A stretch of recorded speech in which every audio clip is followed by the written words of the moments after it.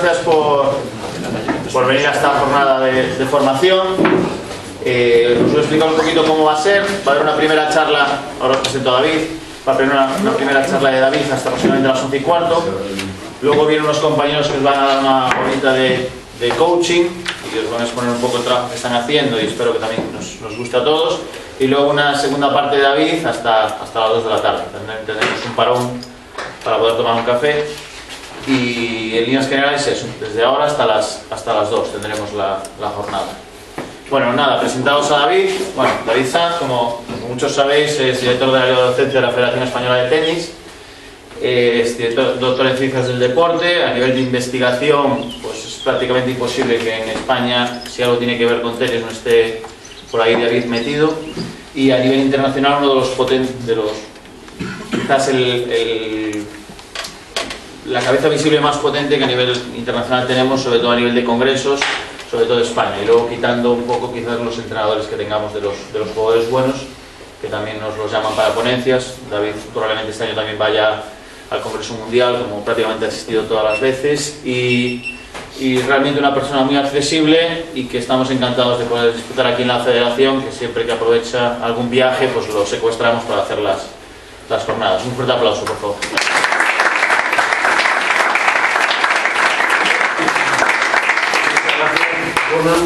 Que siempre me presenta fenomenal, por lo cual me lo pone dificilísimo para intentar luego cumplir las expectativas.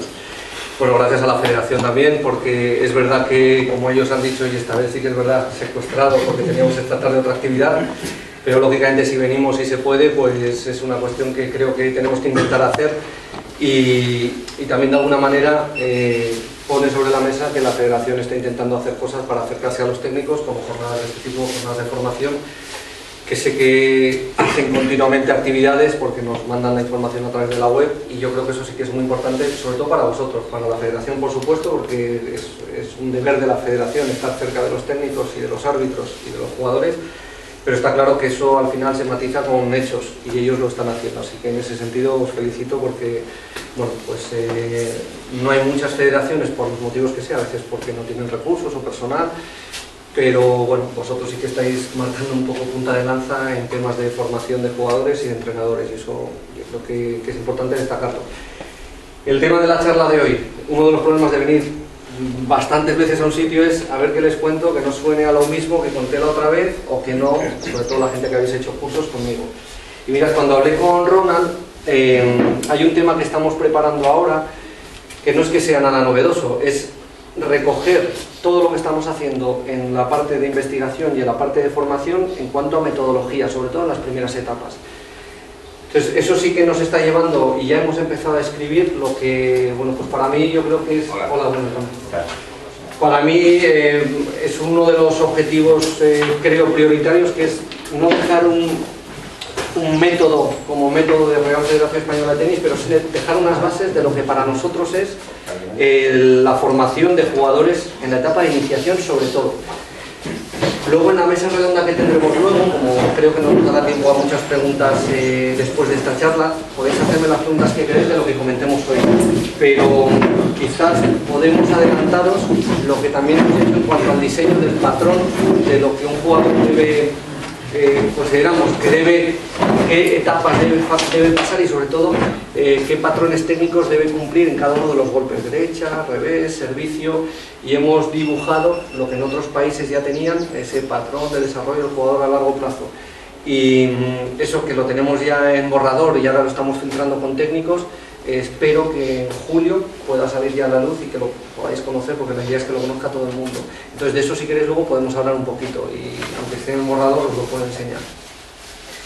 Entonces, como os decía, a la hora de preparar la charla le dije a Ronald, quizás algo de lo que podemos hablar es de, bueno, qué herramientas al final tenemos y cuáles son las cuestiones básicas, que es lo que os decía que queremos plasmar en un texto que sirva como referencia para todo el mundo, por lo menos como consulta. Luego cada uno, por supuesto, y me vais a oír muchas veces hablar en la charla, que para mí, aunque muchas veces lo criticamos, y yo soy duro también en los cursos cuando me hablan solo de la experiencia, yo creo que la experiencia es un bastón importantísimo para no caerte. pero la experiencia no lo es todo.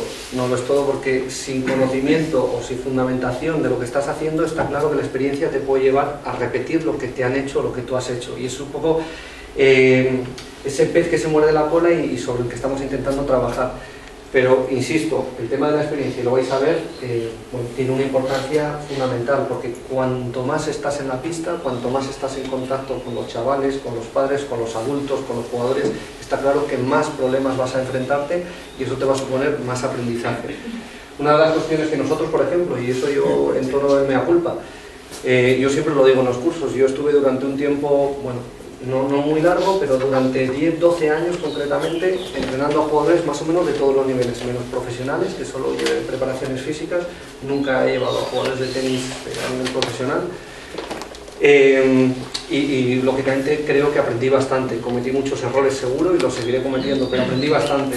Y ahora una de las cosas que echamos en falta, y por eso estamos detrás de intentar tener una escuela propia de federación, para tener chavales nuestros y no hacer cosas con clubes, que estamos encantados, pero lógicamente no es lo mismo cuando vas a un sitio y evalúas a unos niños, que está muy bien, esta tarde lo vamos a hacer y si podemos aportar y ayudar, genial, pero está claro que la esencia la vive el que está con ellos cada día, que ve cómo respiran los chavales, los problemas que tienen, y nosotros eso desgraciadamente nos lo perdemos. De los compañeros portugueses. Pasar. Hola. Aquí. Bueno, entonces, esta primera parte, que es por la que voy a pasar un poquito más rápido, para no insistir sobre todo los que estuvisteis en la charla anterior, hablábamos de que los modelos de metodología se han pasado básicamente de un extremo a otro. Antes eran basados exclusivamente en la técnica, donde lo esencial eran los golpes, y luego se ha pasado a modelos básicamente centrados en la táctica. Lo esencial son situaciones de juego. Lo que nos dice la investigación, estos son autores no de tenis, ¿vale?, en todas las iniciaciones deportivas, pero lo que nos está diciendo la investigación es que curiosamente están teniendo mejores resultados no los de la técnica o los de la táctica, sino aquellos que combinan ambos. Y hay trabajos muy interesantes, por ejemplo en balonmano, que es un deporte que también trabajan mucho con el tema de cuáles son los procesos de enseñanza, cómo la combinación de las dos está llevando a mejores resultados que trabajar desde uno o desde otro. Desde nuestro punto de vista partimos de ese modelo, el modelo donde se mezclan las dos. Consideramos que el tenis técnicamente es tremendamente importante, pero que lógicamente no podemos centrarnos en la técnica por los problemas que argumentábamos cuando os expuse la otra vez, que la técnica lo que te enseña es a pegar bien la pelota, no a jugar a tenis. Por lo tanto, la táctica es la que te genera la necesidad de tener una buena técnica, no al revés. Entonces, aquellos modelos que parten básicamente en la técnica, desde nuestro punto de vista, es un error. Pero aquellos modelos que olvidan, creo que lo presenté aquí, pero os lo comento con los compañeros de Francia, que para nosotros son referencia en el metodológico, porque han hecho las cosas muy bien desde hace mucho tiempo, desde hace unos 10 años más o menos, concretamente hace 5, dieron un vuelco porque ellos, que técnicamente trabajaban muchísimo, cambiaron drásticamente a modelos tácticos y nos decían los entrenadores que están en etapas de 10 a 12 años que venían con muchas lagunas con esos modelos a nivel técnico y que luego había que echar marcha atrás, y lógicamente cuando se instalan ciertos patrones sabéis que es más difícil corregir o modificar entonces que habían vuelto a modelos mixtos, no técnicos o tácticos, ¿vale? Por lo tanto, como introducción simplemente esto, este cuadro que lo habréis visto también muchas veces, es un cuadro de la ITF, concretamente de Miguel Crespo, que nos hablaba de que estos eran los modelos anteriores, donde básicamente se partía de la técnica. Cuando tengas bien los golpes podrás jugar, y cuando, en este caso, podrás utilizarlos, y cuando los utilices podrás jugar al tenis. Es decir, empiezo con situaciones muy cerradas y al final voy abiertas. ¿Cuándo? Pues al cabo de 2 meses, 3 meses, 1 mes, pero no en cuanto empiezas a jugar ya puedes empezar. Y cuando empiezas a golpear la pelota ya puedes jugar contra otro. De esos modelos entonces se cambia, se cambia a otros modelos donde es completamente lo contrario. Jugadores avanzados, y nos quedamos aquí en esta parte de aquí. La prioridad es el juego, eso del game-based approach que conocéis, que habéis oído muchas veces, y es el enfoque basado en el juego. Es decir, el niño viene a jugar al tenis y deberíamos proponerle situaciones donde realmente esté en una situación de intercambio, o al menos de colaboración o de oposición, pero de intercambio. Hay que entender la táctica, el qué del juego. Si yo no sé el qué es lo que voy a hacer, qué intención tengo con lo que voy a hacer, y la intención no puede ser, no debería ser el golpear la pelota adelante con las cuerdas paralelas a la red. Eso es un medio, pero el qué no es el golpear la pelota aquí delante. El poner un cono y que la pelota vaya al cono, eso es un medio, sigue siendo un medio de control de trayectorias, pero no es un fin. El fin al final será que el otro se desplace no sé cuántos metros. Hay que dominar la técnica, está claro. El cómo, si yo no controlo la posición de las cuerdas, obviamente yo quiero mandarla ya, pero no puedo, pues tendré que trabajar técnicamente. Por eso decíamos que insistimos más en los modelos mixtos. Las situaciones de oposición como base de entrenamiento, uno contra otro, y la técnica se enseña para implementar mejor la situación estática. Total, el modelo viene a ser esta pirámide invertida donde yo parto de situaciones abiertas, cuando hace falta cierro para luego volver a abrir. Entonces, desde esos modelos, y aquí lo que os voy a presentar son una serie de reflexiones que donde queráis, pues paramos y me decís, pues esto no lo veo, o esto a mí me pasa, pues sin ningún problema. Pero ¿cuáles son las progresiones que consideramos en la enseñanza? Primero, si es una progresión debe ser gradual, o sea que yo me tengo que adaptar a lo que el chaval va haciendo a lo largo del tiempo. Y para mí esa es la parte más difícil, porque estamos acostumbrados en los grupos a que la progresión no es gradual e individual, que aparecerá por ahí, individualizada y adaptada, sino que suele ser generalizada, es decir, la misma progresión sigue siendo la misma para todos. Nosotros en un modelo de sesión no podemos hacer 10 tipos de ejercicios, pero sí que el ejercicio debería estar adaptado siempre a las dificultades de cada uno. Siempre de lo fácil a lo difícil, por supuesto flexible, planificada, esto lo hemos hablado muchas veces, pero desde las primeras etapas deberíamos saber qué es lo que voy a hacer en la sesión. Si yo tengo una sesión esta tarde, debería saber qué es lo que voy a hacer, cuáles son los contenidos y objetivos. Seguro que habrá algún ejercicio que me invente, seguro que al ser flexible habrá algún momento que no esté saliendo y tenga que proponer otro y me lo invente. Pero esa improvisación es una improvisación que le llamamos planificada, es decir, sé que me puede ocurrir y puedo improvisar, pero si improviso siempre y si mi forma de dar las sesiones es de forma improvisada, puedo tener muchísima experiencia, pero os garantizo que si seguís a ese entrenador durante mucho tiempo, no 2, 3 sesiones, no, pero durante mucho tiempo, 3, 4 meses, al final los contenidos y objetivos de trabajo van a ser los mismos, seguro. Y luego esto de las regresiones progresivas, que suena rarísimo, lo de la regresión progresiva, pero utilizamos esa palabra porque normalmente cuando un chaval no le sale algo, vamos a la etapa 0, del 0 al 10, pues no le sale el 8, vamos al 0. Y nos vamos a un ejemplo muy claro, el del saque. El del saque que lo he explicado muchísimas veces, lo pongo aquí para que lo veáis. El chaval tiene problemas de coordinación y pues no te sale. Uno de los pasos es pues que se tire la pelota. Y nosotros decimos, error, ¿por qué? Porque esto no tiene nada que ver con esto, con lo cual, esto lo va a hacer perfecto, seguro, pero cuando haga esto otra vez, la pelota se le va a ir a paseo.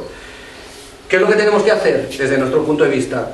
Hacer una regresión progresiva, es decir, si yo estoy aquí y no me sale, pues hazlo más corto, quítale la raqueta y hazlo con la mano, o sea, empieza a hacer lo más parecido a lo que quieres de forma regresiva. Y si al final no sale y tienes que ponerle la mano aquí y lanzar la pelota, que hayas hecho antes 5 cosas antes de llegar a eso, antes de romper el gesto como tal. El problema de las regresiones es que además igual aciertas con uno, porque tienes ese poder ya con la experiencia de, mira, esto no le va a salir, me voy aquí. Pero el problema es que normalmente lo hacemos con casi todos. Con los 8 de la clase el primer ejercicio va a ser este. ¿Por qué? Porque consideramos, y ahí es donde nos comemos el aprendizaje potencial de cada uno, consideramos que lo mejor es empezar desde el 0 en lugar desde el 7. Desde nuestro punto de vista eso es un error, y es un error que además retrasa, en este caso el tiempo de práctica del alumno. Progresiones tácticas, progresiones técnicas a nivel general en la iniciación. Táctica, uno de los aspectos que buscamos, regularidad, es decir, que el tipo tenga cierta consistencia, que el tipo sea capaz, y es una de las cosas, por ejemplo, luego cuando hable de la evaluación, que nosotros en este proyecto que estamos llevando a cabo, que esta tarde hacemos el Pinsamil, evaluamos la consistencia, el número de pelotas que son capaces de poner en juego. El que desplace al adversario, el que se mueva en su propio espacio, el que sepa cuáles son tus puntos fuertes y por supuesto utilizarlos, y además que veas cuáles son las debilidades del otro. Y otros conceptos tácticos para jugadores un poquito más avanzados sería validez y ritmo y los parámetros de trayectoria. Los parámetros de trayectoria, anchura, profundidad, efecto, velocidad, altura.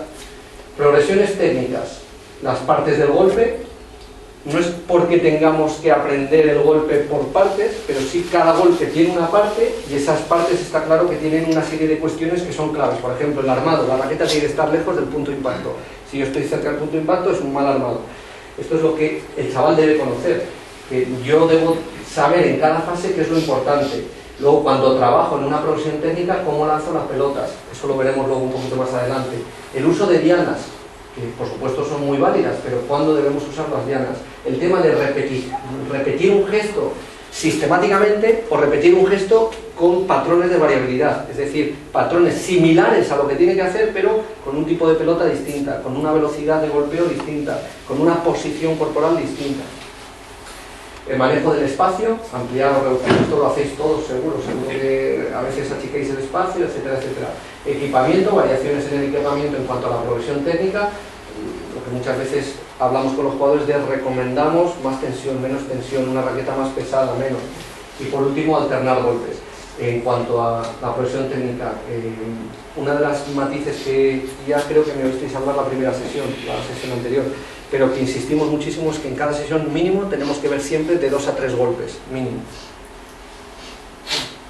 Crear y adaptar juegos, estamos diciendo el enfoque basado en el juego. Muchas de las tareas que vamos a proponer, no todas, pero muchas de las tareas van a ser juegos. Una de las cuestiones que nosotros, o un poco los componentes que movemos a la hora de diseñar juegos, son primero el área de juego, dónde van a jugar y qué área ocupa cada uno.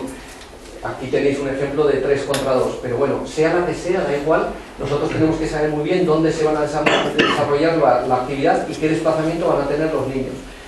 Número de jugadores en cada lado de la pista, el material necesario, que esto para mí sí que es crítico, porque cuando estamos jugando en espacios como estos es muy fácil que la pelota, si no tiene mucho control, vaya para todos los lados y por lo tanto haya mucha interferencia, con lo cual el juego no sale. A veces es mejor buscar otro tipo de estructuras.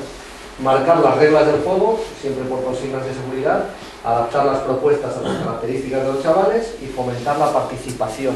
Es decir, que realmente el bueno disfrute, pero el menos bueno también sea capaz, con las condiciones que nosotros propongamos, de disfrutar del juego. En la organización de la clase tenemos 2 posibilidades, y aquí me gustaría oíros un poquito. Enseñanza individual y enseñanza en grupo, son las dos, en iniciación hablamos. Las 2 modelos que normalmente vamos a tener, o nos contratan una clase particular o hacemos una clase en grupo. Para vosotros, decirme 3 ventajas de la enseñanza individual frente a la enseñanza en grupo. Venga, los que sobre todo dais clase y los que no también, los que pensáis. Tener más empatía con el alumno, tiene más posibilidades de tener más Tiene feedback. mucha más interacción con el alumno, con lo cual el tiempo que dedicas con él, lógicamente, va a ser un tiempo muy productivo. ¿Qué más? Ventaja de la individual frente a la de grupo. Se reducen las interferencias. Se reducen todas las interferencias porque la comunicación es directa y los ejercicios, lógicamente, también. Muy bien. Más. Desventajas. Porque, visto así más o menos, pues lo ideal, económicamente también, ¿no? Sería una ventaja. Esa no la decís, pero también es verdad. Económicamente puede ser una ventaja. Porque normalmente la clase individual se paga bien, etcétera, etcétera. Pero vamos a la desventaja de individual, porque si no todo el mundo iría a clases individuales. Entonces a la gente le cuesta más, también desde el punto de vista económico no te van a contratar clases individuales continuamente. Pero ¿qué más desventajas tiene? Porque normalmente son los adultos los que contratan más individuales y los niños menos clase individual, aparte de por un tema económico. Relación social, es más... Hay un componente básico, ¿no? Y es uno de los valores de la educación y a través del deporte, en este caso nosotros creo que lo tenemos que potenciar, el tema de socialización, respeto al otro, respeto no solamente al adversario, sino respeto a los compañeros, respeto al material, etcétera, etcétera. O sea, hay unos componentes muy valiosos que yo creo que la enseñanza en grupo debe ser prioritaria. De hecho, cuando a nosotros nos preguntan para hacer clases particulares, nos piden, oye, ¿qué te parece para dar clases particulares? Me han pedido un niño de 5 o 6 años, tal. Nos parece una locura y nosotros siempre decimos que, bueno, si el padre está chinado y quiere hacer clases particulares, porque para mí un niño que dé particulares con 5 años, con todos los respetos, aunque sea con su padre, lógicamente, creo que no es lo suyo. Otra cosa es que ya el niño tenga un cierto nivel y tenga a partir de los 9-10 años, pues quiera hacer algo más que las clases en grupo, pero a esas edades yo particularmente no soy partidario porque creo que tiene más inconvenientes que ventajas. Luego ya es otra cosa y luego por supuesto a niveles avanzados es otra historia. Por lo tanto, la enseñanza en grupos básicamente va a ser la que nosotros nos enfrentemos en la iniciación y ahí tenemos que decidir algunos aspectos, por ejemplo el número de alumnos, y está claro que luego las particularidades son las que son, y si tú estás en una municipal Y el otro día hablando con un compañero me decía, no, es que ahora como, bueno, pues han reducido grupos, han reducido profesores, entonces los mismos alumnos los han repartido. Entonces tenemos en clase de 12 a 14 alumnos en iniciación. Eran niños de 8 en adelante.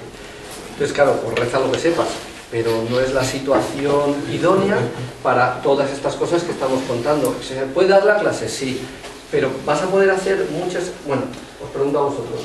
Problemas que número de alumnos para vosotros, el recomendable en iniciación con niños de 8 a 10 años. Que podamos manejar bien en una clase, que sea recomendable. 6. De 8 a 10 años. De 8 a 10 años. 6. Hasta 8, perfectamente. ¿Estáis dando con más de 8 vosotros? ¿Quién da con más de 8 en clase? Vale, ¿con cuántos? Pabellón 12, 10, 12. 10, 12, de 8 a 10 años, ¿no? ¿Son extraescolares en un cole o algo o no? ¿Son de feria o de tenis o de un club que va? Tenis en el pabellón municipal. Los bloques son hasta 24 niños, somos 2 monitores, 10, 12. Perfecto. ¿Y en tu caso? Pues hasta 14. ¿En un club de tenis o en pabellón? No, también? de unas extraescolares. En Gratuitas. polideportivo, gratuitas. Que lo de gratuita no es que sea malo, pero lógicamente la masificación normalmente se va a dar mucho más ahí que en otros sitios. ¿Por pista o por monitor? Por monitor y por pista. Claro, si hay 2 monitores, No, dice no, que te no, pueden uno meter. solo. No, pero allí estáis 2, ¿no? Sí. Está uno con 12 y aquí uno con 14. 24 niños en una pista doble, junta, por decir así. O sea, es una de tenis, más 2 bloques laterales. Entonces juntamos y nos ponemos los 2 a la vez. Repartimos a los críos, pero cada Uno uno es más o polideportivo, menos es pista de tenis, me has dicho. es el, vamos, es el pabellón, es Sí, de fútbol. cemento pulido, las polideportivas del... Sí, pero eso no es pabellón. Una pista grande. La reparten En 2. Sí,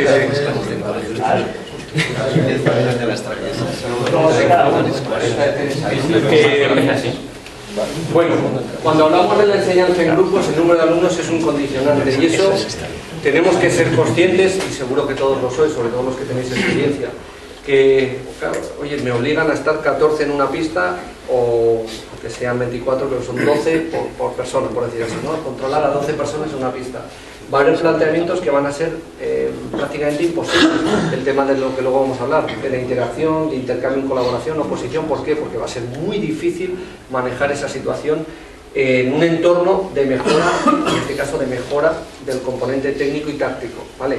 ¿Por qué os digo en un entorno como ese? Porque yo ahora estoy hablando en un entorno de clubes de tenis, por eso decía lo de los coles, porque cuando damos clases en los coles, los que aquí habéis dado, que seguramente habéis estado en los programas, además la FEDEC sigue con el programa de tenis en los colegios, estamos un solo profesor, con suerte a veces el profe de educación física que maneja a todos, y a veces viene el técnico y entonces está el profe de educación física y el técnico, que son 24 niños, no 12, 24 en el pabellón polideportivo. Pero ahí el objetivo está claro, que es una familiarización, una incorporación al tenis para que conozcan, no es más, por lo menos eso es lo que yo pienso con esos grupos tan numerosos.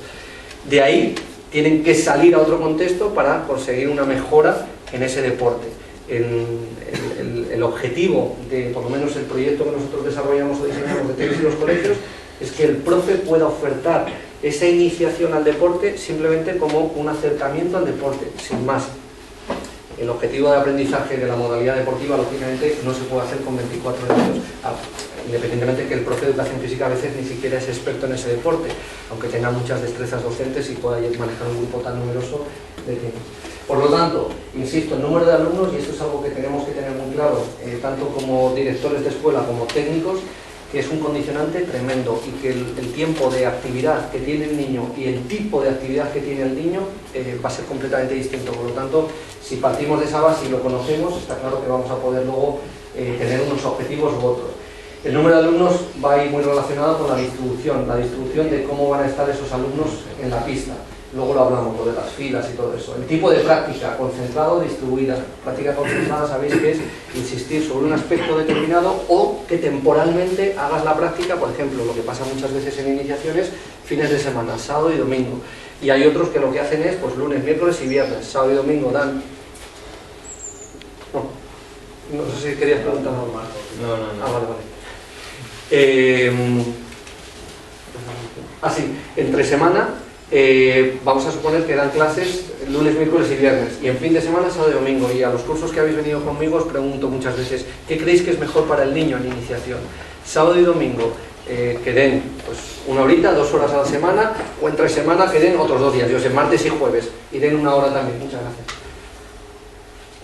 ¿Qué pensáis desde el punto de vista del aprendizaje? Una es una práctica concentrada, temporalmente concentrada puede ser que insistes sobre el golpe de la derecha consistentemente, o distribuida que alternas varios golpes a la vez. Cuando hablamos temporalmente es concentrada, en 2 días hago 2 horas, o distribuida, hago esas 2 horas a lo largo de varias sesiones. En este caso, por ejemplo, pues lunes y miércoles, martes y jueves. ¿Qué pensáis que es mejor para el chaval? Desde el punto de vista del aprendizaje. Si alguien os preguntaría, un padre, ¿cómo va a aprender más el chaval? ¿Qué me recomendáis? ¿El fin de semana o entre semana? ¿Entre semana por qué? Porque entre clase y clase tienen menos tiempo para que se olviden las cosas y ese tema. Vale, Es porque porque da una clase y da la otra. pasa, en lugar de 5 días completos, ¿no? Para que de jueves a martes vuelva a pasar ahí un tiempillo. Pero bueno, vale, ¿qué más? Es un criterio, muy bien. Venga, esto un padre os lo puede preguntar por la tarde. Que el espacio entre sesiones no es lo suficientemente grande como para que te tengas que ir recordando las cosas que ya explicaste. Vale. Sí, En pero bueno. principio estáis apoyando la Pero por la semana vienen de clase, están más maqueteados. Bueno. la posibilidad de martes y jueves. Ahora viene un contratiempo a esa teoría de martes y jueves. Es entre semana vienen más fundidos porque vienen a las 5, que ya han acabado las clases, que están cansados, vienen con la merienda en la boca, no sé qué tal. Vale. Manos arriba. El fin de semana tiene que pagar los premios. El fin de semana. Es cuando tiene libre para jugar el niño también. Vale, un poco apoyando esa teoría, ¿no? Que martes y jueves en principio podría ser peor que fin de semana que tienen. Yo pienso que mejor martes y jueves. Ah, porque tienen un día más adicional de práctica el sábado. No, por domingo. ejemplo, el fin de semana es cuando tienen los niños libres, están despejados. Igual es peor para que vayan a tenis. Que estén despejados. Vale, que estén despejados, suena raro. Suena raro. Que estén No porque estén jodidos. Yo lo había entendido por otro lado, pero Lunes y miércoles saben que después de clase tienen tenis. bueno, como no tenemos mucho tiempo, voy a anticiparme un poco, ¿vale? Al discurso. No hay ningún trabajo, ningún estudio que diga que es mejor una cosa que otra, y se han hecho pruebas de concentrado y distribuido. No hay ninguno que haya podido asegurar que es mejor uno que otro. Lo que pasa es que sí que, y son las cosas que habéis dicho vosotros, el tiempo que pasa de latencia de uno a otro.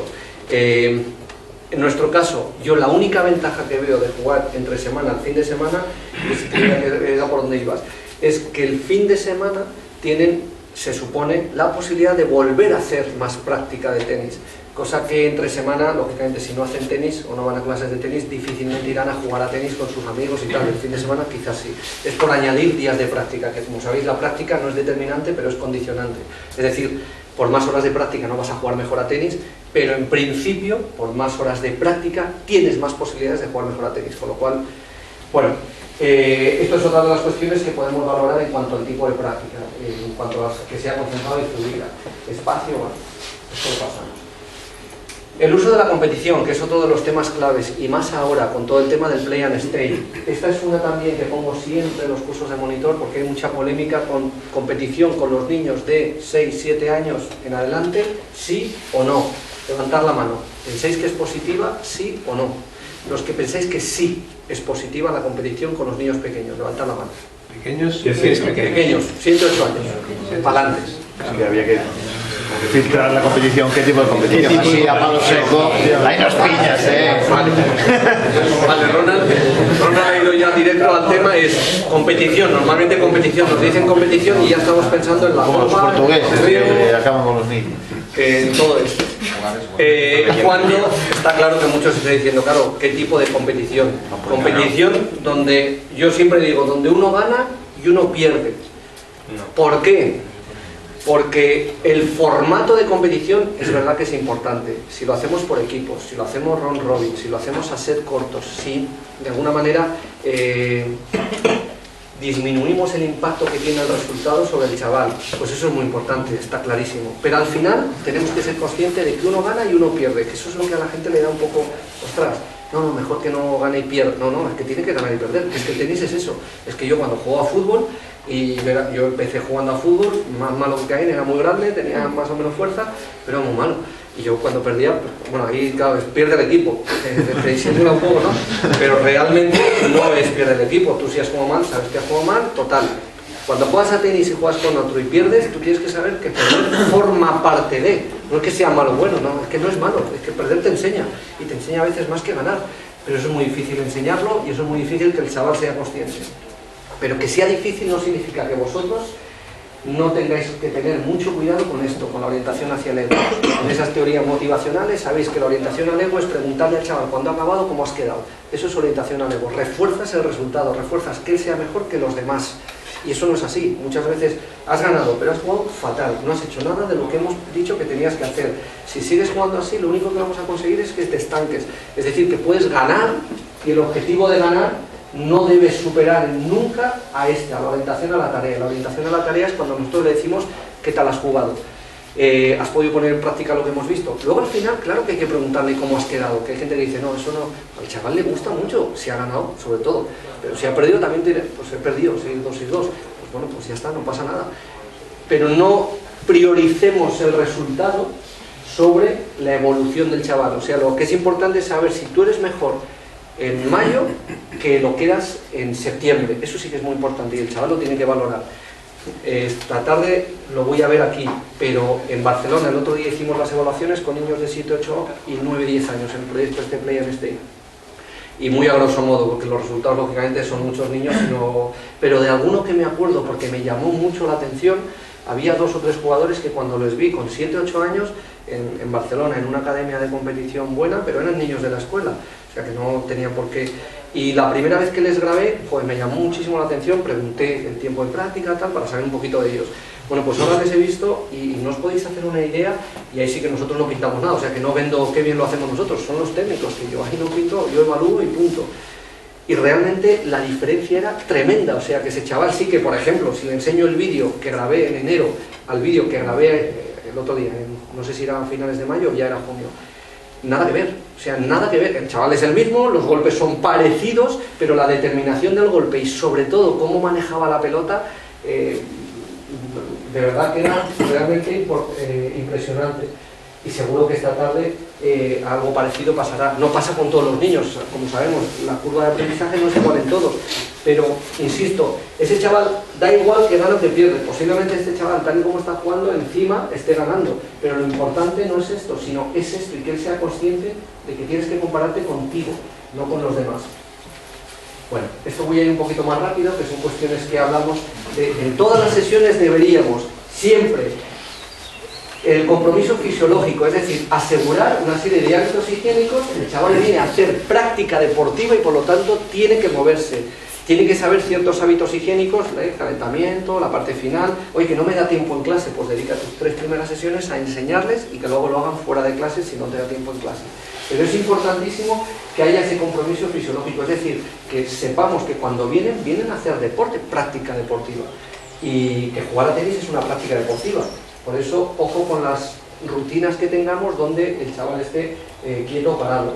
Lo del aspecto socializador, compromiso cognitivo, que el chaval tenga que pensar. Esto los que estuvisteis en la sesión pasada, veíais la importancia de que no le demos todo hecho, que no le digamos siempre tira aquí, tira allá, tira aquí, si tú crees que tal, en función de la pelota, tú decides dónde tiras. Eso, con niños de 8 años, tiene muchísimo más valor en el progreso de qué hago en el juego, o sea, la táctica, que cuando les insistimos lo que tienen que hacer ellos.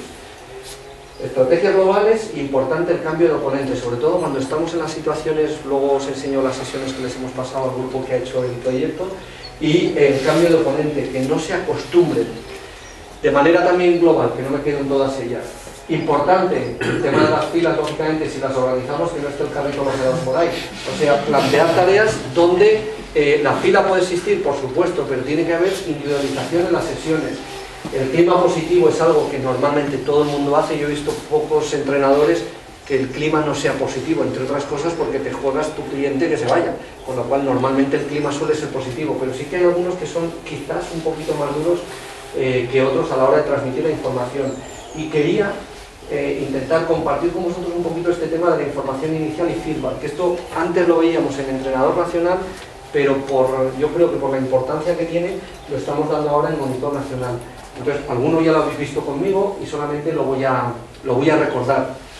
Porque de esto, insisto, en algunas cosas os hablo desde la experiencia, en otras, afortunadamente, os hablo de la experiencia y de trabajos que hemos hecho de investigación, o sea, que realmente hemos medido lo que hacen los entrenadores, y esto fue uno de los trabajos que hicimos. Dos cuestiones básicas.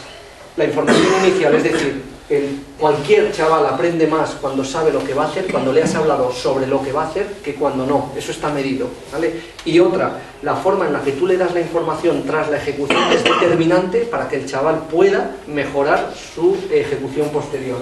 Una cosa le llamamos información inicial y otra el feedback. Entonces, ¿cómo presento las tareas? En el tenis, básicamente las presento de forma visual. Muchas veces le decimos al chaval con la mano, el gesto, lo que sea. O sea, es un canal, el 80% de la información que recibimos, lo recibimos de forma visual. Por lo tanto, es importantísimo, salvo que tengamos a un chaval con problemas visuales, es importantísimo utilizarlo y potenciarlo. Está claro. ¿Qué es lo que desde mi punto de vista a veces no hacemos? Perdón, estaba mirándote porque creía que tenía la mano y no veía la camarilla. ¿Qué es lo que pensamos a veces, desde mi punto de vista, creo que no hacemos del todo bien? El tema de las tareas, cómo las presentamos. Cuando yo hablo con el chaval y hablo de frente, él me ve como un espejo, me ve por el lado contrario, con lo cual muchas veces, a la hora de trasladar la información visualmente, tienes que pegar más por aquí o por allá, él interpreta esa información desde el frente por el lado contrario, con lo cual no la interpreta igual. Por eso insisto mucho en que os pongáis aquí, que os va a ver exactamente igual, aunque le demos la espalda en un momento, y os pongáis aquí, es decir, por diferentes ángulos, ¿vale? Lo pongo por ahí. Otra, el canal auditivo, también lo utilizamos, pero yo insisto también que sobre todo los que dais clases, en la época, por ejemplo, que yo daba bastantes clases, empezábamos a las 4 de la tarde y acabábamos a las 10 de la noche. Esas 6 horas, sobre todo aquí también hace frío, yo donde daba clases hacía muchísimo frío. Llega un momento en que tu garganta sufre, entonces no puedes estar cascando todo el rato y tienes que estar apoyándote la información visual y la información que des, que sea muy concreta y además cercana al alumno. Evitar esa información de lado a lado de la pista. A ver, ¿qué tal? No, que se acerquen, que no pasa nada por acercarse y dar la información cercana. Sobre todo cuando sea una información específica. Si es para decir, ahora 2 bolas, bueno, tampoco pasa nada por de vez en cuando cambiar o pegar un grito, pero sí que toda la información que sea explicativa, siempre que sea cerca del alumno. Y por último, el canal kinestésico.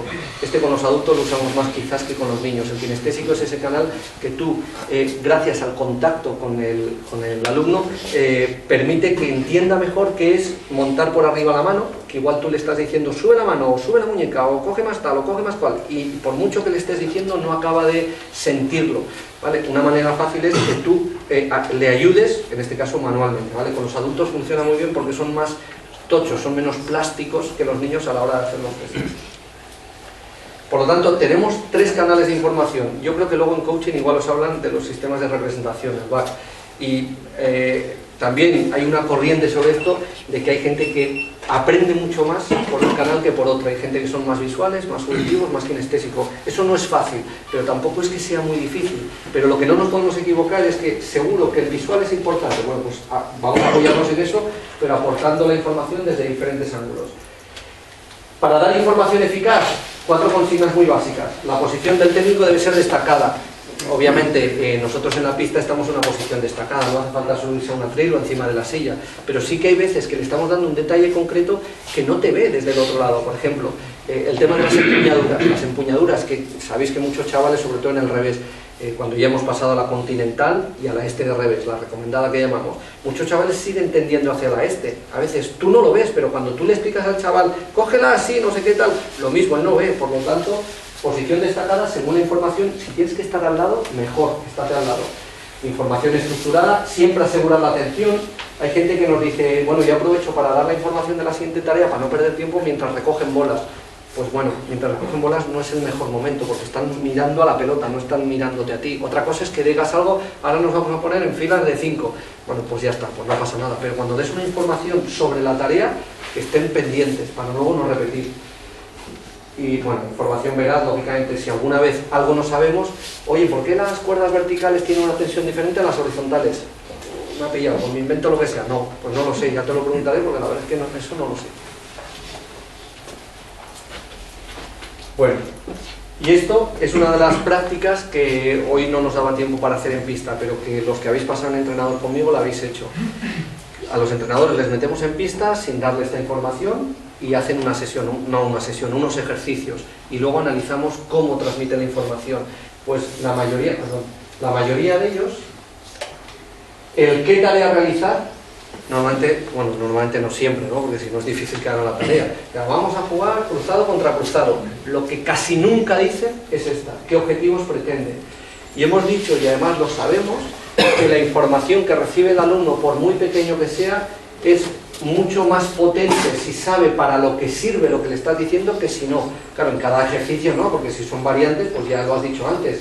Pero cuando sea un ejercicio que inicias, ¿qué objetivos? Esto nos va a servir para lo que sea, para mantener al otro al fondo. Esto nos va a servir para poder desplazar al compañero. Esto nos va a servir para tener más control en el golpeo. ¿Cómo tienen que estar organizados? Normalmente sí que lo dicen, y esto a veces existe, a veces no. Las condiciones o límites. Tienes que jugar 1 metro delante de la pista, tienes que jugar encima de la línea, tienes que... lo que sea. Lo más importante que nos dejamos, insisto, son los objetivos, ¿vale? Y eso podéis hacer la prueba vosotros mismos, un día, si podéis, que os grabe un compañero 2 ejercicios, 3 ejercicios, y luego veis lo que decís, a ver si está el qué, el para qué, y luego el resto de los condicionantes. Y ahora nos vamos al feedback. Feedback, información que doy tras la tarea, ¿vale? Bueno, lo mismo, se ha comprobado que el deportista es capaz de mejorar mucho más su intervención si recibe una información eficaz sobre lo que está ejecutando, sobre lo que está realizando. Hay 2 fuentes de información, el feedback que todo el mundo, en tenis sobre todo, existe muchísimo. El intrínseco es ese feedback que tu propio cuerpo genera a nivel propioceptivo, pero el feedback que tú generas por la experiencia que tienes. Cuando pegas un golpe, automáticamente, además de las sensaciones, tú tienes un feedback que te aporta información comparándola con lo que has hecho previamente. Y eso es inevitable. Todo el mundo tenemos feedback que nos proporciona nuestro propio cuerpo, y feedback, por ejemplo, cuando estoy en una posición donde el tobillo me puede hacer daño, recibes un feedback que normalmente te va a ayudar a restablecer la posición del tobillo. Pero independientemente de ese feedback del propioceptivo, tenemos ese feedback de que es las sensaciones, que muchas veces pegas a la pelota y dices, joder, que bien le he pegado delante y tal. Bueno, ese es el feedback que tiene mucho valor. Pero el otro, que es el que nos referimos ahora, es ese feedback donde tú comparas con lo que tú crees que has hecho. Y ahí el feedback del jugador iniciante es muy pobre, el del jugador avanzado profesional es muy potente, pero el del jugador iniciante es muy pobre, y por eso tenemos que aportar el feedback nosotros, el feedback extrínseco, el de fuera. Entonces, cosas que tenemos que tener en cuenta en el feedback. Mirad, hay 2 variables que son importantes, la cantidad y la frecuencia. Cantidad, yo no puedo estar constantemente dándole feedback al jugador, porque él tiene una capacidad de atención y memoria determinada, y por lo tanto no puedo estar bombardeándole, porque al final saturo y no es capaz de procesar la información que yo le estoy dando. Por lo tanto, debo hacerlo de forma seleccionada y siempre de los aspectos más relevantes. Y esto, fijaros, que para mí es clave, la dependencia. Hay entrenadores que generan dependencia del feedback, hay jugadores que les ves jugar y están constantemente mirando a sus entrenadores, constantemente. El otro día en la Babolat Cup, en Murcia, en La Manga, igual estáis hablando vosotros, el torneo Campeonato de España, sub-14, la fase final. Había algunos que jugaban muy bien, los niños. Había algunos jugadores que cada pelota, desde el primer set, que yo no digo en un momento clave, por supuesto, estaban mirando al entrenador. Para mí, eso no es positivo. Eso no es positivo porque pasa, cuando no está el entrenador, el tipo no sabe jugar. Otra cosa es que le tengas que motivar, que le tengas que calmar, lo que sea. Pero esa dependencia creo que es nefasta para el alumno, y que a veces, sin darnos cuenta, o a veces dándonos cuenta, generamos sobre el jugador cuando estamos constantemente dándoles instrucciones a través de la valla en un partido. Frecuencia, dosificar la información y proporcionar información cada 4 o 5 ensayos. Esto que os decía de bombardear. Nosotros inevitablemente vamos a tener que dar información, porque además es positivo, pero tenemos que tener en cuenta que la información debe estar pautada, que no puede ser información constante, porque si no va a ser imposible que veamos el efecto que nosotros hemos generado en el chaval a la hora de decirle una información. Precisión, que sea analítica y concreta, y esto también es una de las cuestiones que causa mucha sorpresa en la gente, porque muchos utilizamos el feedback que le llamamos concurrente. ¿El feedback concurrente cuál es? El feedback que das durante la ejecución, y ese es un feedback que no tiene sentido, que provoca interferencias en la ejecución. Feedback concurrente, ¿qué es? Cuando el chaval le va a dar más adelante, más adelante, más adelante, o sea, que interfieres en lo que él está procesando y en lo que él está haciendo. El feedback debería ser tras la ejecución, y por lo tanto, una vez que ha ejecutado, tú le puedes decir, pero no durante la acción, ¿vale? Eso, si os dais cuenta, muchas veces, yo creo que también de forma inconsciente, lo hacemos. El feedback que tiene más potencia es aquel que das, dicen, a partir de los 6-20 segundos. 6-20 segundos, ¿por qué? Porque es el tiempo en lo que tú has necesitado previamente para analizar tu ejecución. Y acordaros que ese es imposible de parar. Cuando tú has pegado, estás o rezando en hebreo por lo mal que lo has hecho, o diciendo que bien lo has hecho, pero eso sale sí o sí. Entonces, en ese momento no deberíamos interferir en la información que le damos. Los 20 segundos, lógicamente, en el tenis es imposible. O sea, que espérate un poquito, ahora te lo doy. No, pero sí esperar, no dárselo de manera inmediata a la ejecución. Por lo tanto, el feedback, ya acabamos con esto. Informar, reforzar y motivar, estas son las funciones, pero me quedo en esto que es lo más importante. Los tipos de feedback que tenemos, y cada tipo de feedback, y en estos, por ejemplo, el estudio sobre el feedback ha descrito cuáles son de mayor calidad o de menor calidad. De mayor calidad es aquellos que tienen más incidencia en el aprendizaje del chaval. Bueno, pues los 3 primeros serían los de mayor calidad, los 2 últimos serían los de menor calidad. No significa que sean malos, no son malos, pero lo malo es si lo utilizamos siempre. Por ejemplo, el descriptivo, que es el que en principio menos calidad tiene, en el tenis se utiliza mucho. ¿Descriptivo qué es? Estás pegando tarde, le describes lo que hace, pero no le proporcionas ninguna información. El chaval, de hecho, a veces te podría decir, joder, eso ya lo sé, pero ¿qué tengo que hacer para no pegarle tarde? Porque que estoy pegando tarde, eso lo sé. Por lo tanto, darle información de más calidad no sería estás pegando tarde, sino, por ejemplo, el prescriptivo. Tienes que pegar más adelante para conseguir no sé qué, no sé cuánto.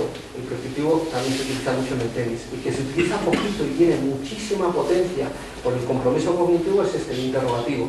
Seguramente lo utilicéis de vez en cuando, pero si no, forzarlo, y os sorprenderéis de lo que el chaval sabe o no sabe. Por ejemplo, ¿por qué crees que se te están yendo al clavo la pelota? Y el chaval te puede decir, porque le pego tarde. Y no es eso, es porque estoy en posiciones frontales, porque leo muy mal la trayectoria de la pelota, porque siempre interpreto que la pelota aquí le tengo que zumbar, lo que sea. El interrogativo, tú no le das la solución, le preguntas, y a partir de ahí, lógicamente, le das la solución. Es decir, le propones lo que debería hacer, por eso es un feedback. El evaluativo, muy bien o muy mal, que no nos quedemos en el muy bien o muy mal, que eso muchas veces, vale, muy bien, muy bien. Pues está fenomenal, le animas un montón, pero dale información. Muy bien, porque ahora sí que estás haciendo lo que hemos comentado de meterte 2 pasos en pista, ¿no? Bien, y el explicativo, le explicas las razones del por qué haciendo eso, pues el efecto es un poquito mayor, porque rueda más la pelota, lo que sea. Por lo tanto, tenemos diferentes tipos que normalmente lo que hacemos es mezclarlos, no hay que dar uno u otro, pero sí que sería importante que en la información que deis y en el estudio que hicimos, de forma masiva, se daba el prescriptivo y el descriptivo solo, no se utilizaba en el resto. Y es un poco lo que luego, a través de la intervención, conseguimos un poco modificar. Bueno, a la hora de administrar el feedback, solamente 2 cuestiones que creo que son importantes. Uno, ¿qué tipo de habilidad estás corrigiendo? Si es una habilidad de autorregulación es que todo lo controlas tú, el saque, el único golpe de autorregulación en el tenis. O es de regulación externa. ¿Por qué? Porque tienes que tener en cuenta los condicionantes. No me puedo fijar solo en la ejecución, sino en el tipo de pelota que viene, en dónde está el oponente, etcétera, etcétera.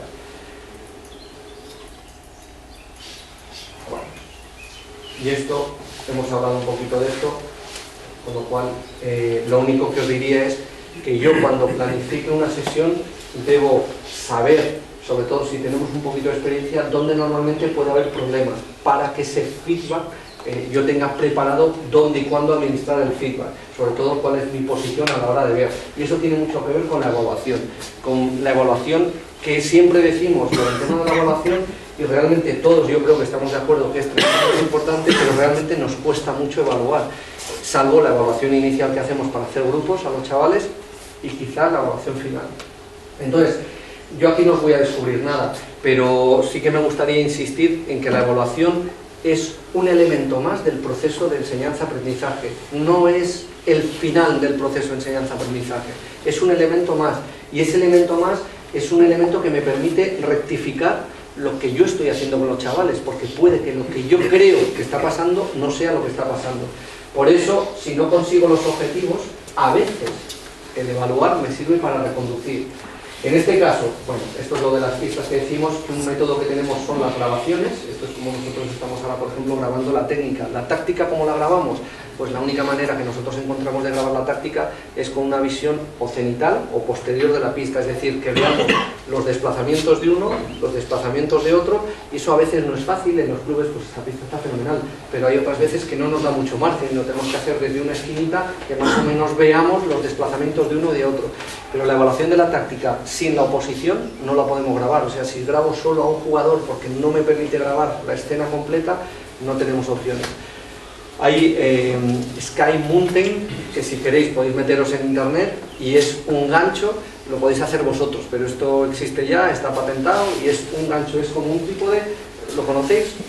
No. Es un trípode que es un palo, y el palo al final tiene una barra, esa barra tiene dos ganchos, entonces es un palo extensible, tú colocas la cámara como en el trípode, y una vez que colocas la cámara, en cualquier valla de cualquier club del mundo, la puedes poner, ¿vale? Y lógicamente, claro, coge la escena completa. Si la pista es corta, no. Si la pista es corta, al final, cuando el jugador se mete a jugar un poco atrás, ya no lo pillas. Pero os puede ayudar, es muy fijo, no rompe las vallas, no hace nada, porque el palo luego además se